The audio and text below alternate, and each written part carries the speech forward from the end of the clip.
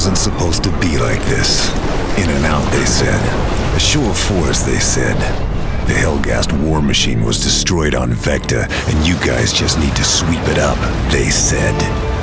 But, like any animal, the Hellgast are at their most dangerous when cornered.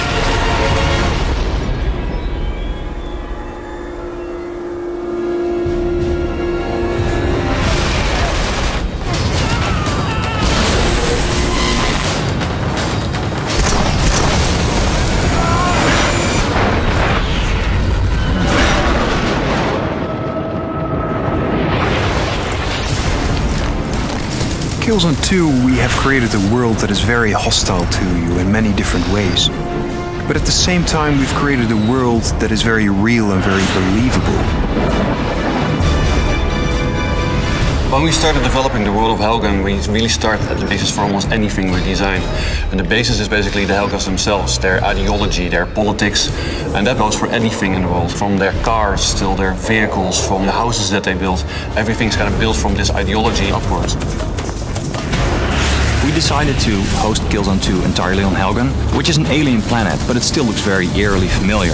So you'll recognize a lot of the things like the structures and the buildings, but you won't recognize lots of the Helgen technology. This allowed us to create a unique world with 5 completely different gameplay environments and 10 completely different experiences. The audio really adds to the cinematic nature of Killzone 2. We have a dynamic music system, which means that whenever action is ramping up, the music will ramp up accordingly as well.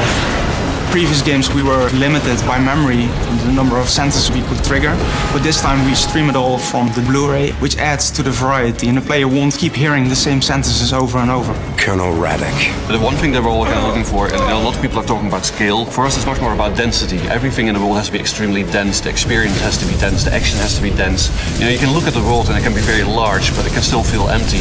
So on a very small scale, putting nasty little details in the environment, water dripping everywhere, bugs and insects kind of throughout the game. One important aspect is the city itself. It needs to kind of look threatening. So we started looking at their architecture, how their skyline looked, making sure that it almost kind of looked like a ragged knife.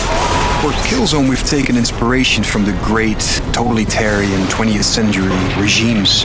You see that reflected in many things on Helgen. You see it in the architecture, kind of Stalinistic, pompous. You see it in the weaponry of the Hellgast, which is very mass-produced. Everything that is Hellgast and Helgen kind of feels very replaceable versus very individualistic for the ISA.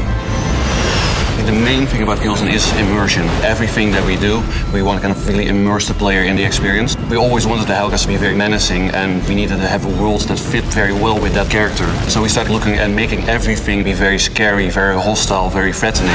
And there's a very good German word for that. There's a word that they call unheimlich.